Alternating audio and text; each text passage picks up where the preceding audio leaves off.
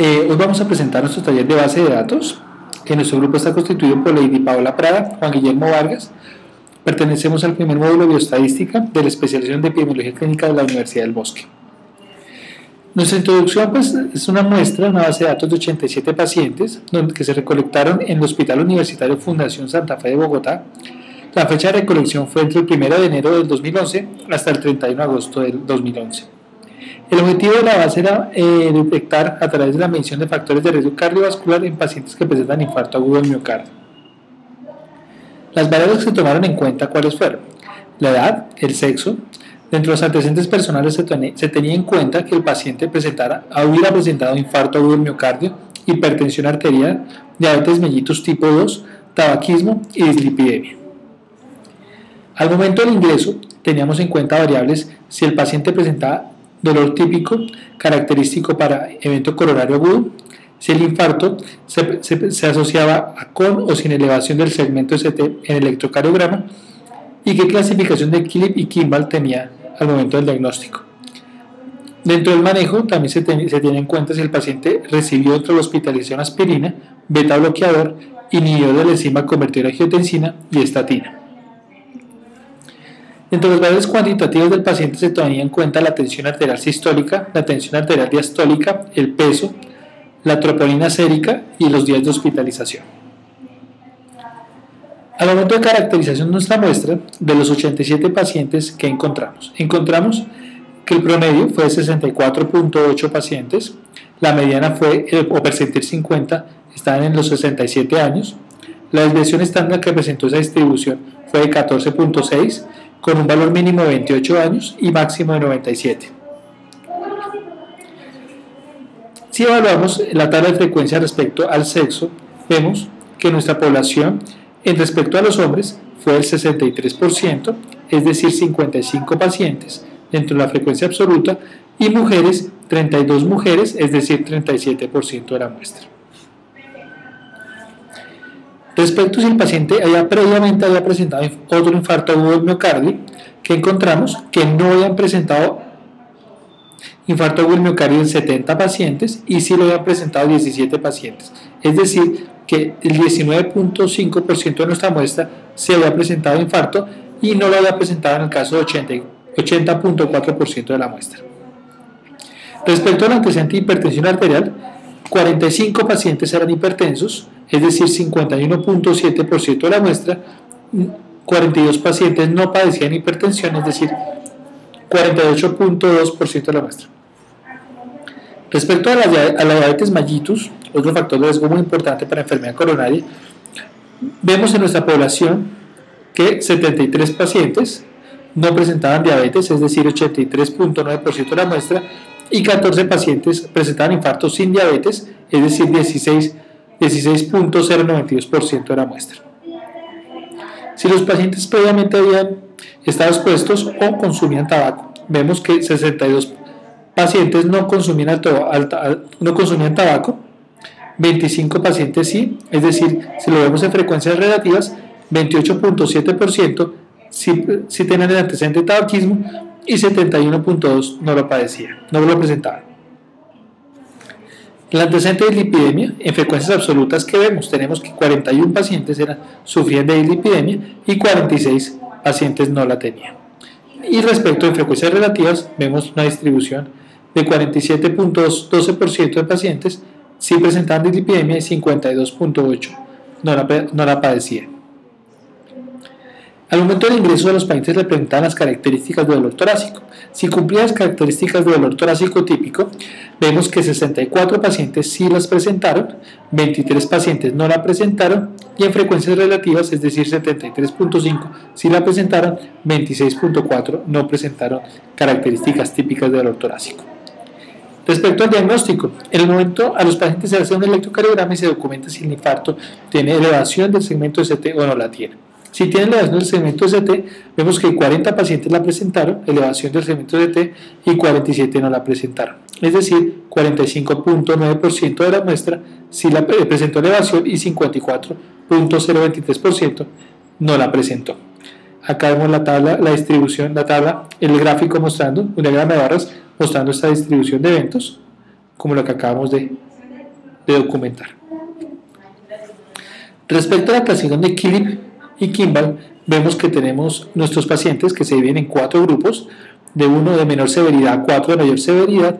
Vemos que los pacientes más prevalentes, la mayor prevalencia en este escenario fue la clasificación Killick 1 con 78 pacientes, es decir, 89.6% de la muestra, y el grado 4, que es el de mayor severidad, solo un paciente, que fue 1.1% de la muestra. Si los pacientes recibieron, ¿qué medicamentos? Entre esos puede recibir la aspirina, que es un medicamento muy importante. Vemos que la aspirina en la hospitalización se utilizó en 86 pacientes, es decir, 98.8% de la muestra, y que no se usó en un paciente porque tenía un antecedente de alergia a la aspirina, que es decir, 1.14% de la muestra. El betabloqueador, vemos que la distribución en términos de frecuencia absoluta, 70 pacientes lo usaron, es decir, 80.4% de la muestra, y 17 pacientes, es decir, 19.5% de la muestra, no recibieron betabloqueador en la hospitalización. El uso de los inhibidores de la enzima convertidora de angiotensina, vemos que se usaron en 62 pacientes, no se usaron en 25, y estas son las frecuencias relativas en las cuales sí se usaron en 71.2 y 28.7 no se utilizaron estos medicamentos. La estatina, respecto a la estatina tenemos que hacer una aclaración que pues hay varios tipos de estatinas. Vemos que en el caso de la lovastatina se utilizó en 72 pacientes, es decir, 82.7% de la muestra. La atorvastatina, que es una estatina de una generación más avanzada y más potente, 14 pacientes se utilizó, es decir, 16.09% de la muestra. Y la simvastatina, una molécula de última generación, se utilizó en un paciente, que fue 1.14% de la muestra. Respecto a la presión arterial de ingreso, tuvimos en cuenta la presión arterial sistólica y la presión arterial diastólica. En el caso de esta variable, le tomamos medidas para evaluar las medidas como la del promedio, que tenemos 131.6, la mediana, que fue 130, y una desviación estándar de 28.9, con un valor mínimo de tensión arterial sistólica de 92 y un máximo de 228. En cuanto a la presión arterial diastólica, también tiene un comportamiento muy similar de una distribución normal como la presión arterial sistólica. Tenemos que el promedio fue de 75.8, una mediana de 75, una desviación estándar de 13.4, con un valor mínimo de tensión arterial de 45 y un valor máximo de 110. Respecto al peso, también tomamos las mismas medidas de tendencia central, y vemos, tenemos por ejemplo el caso del promedio, 71.5, la mediana, 71.5, acá tenemos claramente una distribución normal de los datos, una desviación estándar de 14.9, un valor mínimo de 44 y un máximo de 120.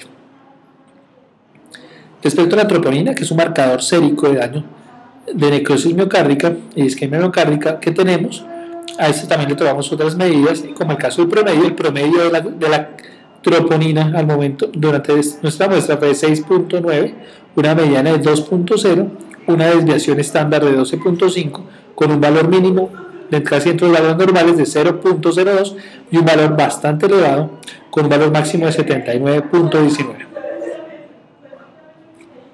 En cuanto a los días de hospitalización, vimos que el promedio de hospitalización de nuestra muestra fue de 6.965, una mediana de 5, con una desviación estándar de 5.1, con un valor mínimo de hospitalización de 3 días y un máximo de 41. Respecto a la mortalidad, a este dato, a esta variable le tomamos las frecuencias absolutas y relativas. La mortalidad fueron en 3 pacientes, es decir, 3.45% de la muestra, 84 pacientes no fallecieron, de los cuales fue 96.5% de la muestra. Si asociamos el sexo y el antecedente de hipertensión, ¿qué tenemos? Tenemos mujeres, tenemos 21 mujeres hipertensas, 24 hombres hipertensos, de los cuales mujeres no hipertensas teníamos 11 pacientes y hombres no hipertensos 31. Si asociamos sexo y dislipidemia, vemos que encontramos 14 mujeres que sufren 14 mujeres sufren de dislipidemia, 27 hombres tenían dislipidemia, y estos son los valores para los que no padecían trastorno de los lípidos al momento del ingreso, es decir, 32 mujeres y 55 hombres. Si cruzamos dos variables, como el caso de las características del dolor, y si tenían cambios como eléctricos, como con elevación del segmento ST y sin elevación del segmento ST, nos damos cuenta de varias cosas importantes. Los pacientes con infarto con elevación del segmento ST, tenemos 35 pacientes que tuvieron características de dolor típico. Pacientes sin elevación del segmento ST, 29. Y en el caso de los pacientes con elevación del segmento ST, tenemos un dato de menor frecuencia, como el caso de 5 pacientes que no presentaron dolor sin características típicas. Vemos que tenemos dos datos, tenemos dos distribuciones, y podemos hablar que tienen unas características bimodales estos dos datos. Respecto a la asociación del diagnóstico y la mortalidad, vemos que los pacientes con elevación del segmento ST, murió 1, sobrevivieron 39. Respecto a los infartos sin elevación del segmento ST, fallecieron solo 2 y sobrevivieron 45. Tenemos este total de 87 pacientes en estos dos grupos respecto a la elevación o sin elevación del segmento ST. Respecto a la mortalidad y a la sobrevida con los niveles de troponina, que tenemos que los pacientes que murieron, el promedio de troponina fue 7.15. En cambio, los pacientes que sobrevivieron tuvieron una troponina de 1.1, que pues eso nos refleja el comportamiento no solo de nuestra muestra, sino el comportamiento mundial, que refleja que los niveles de troponina están asociados con mayores índices de mortalidad. Muchas gracias. Buenas noches.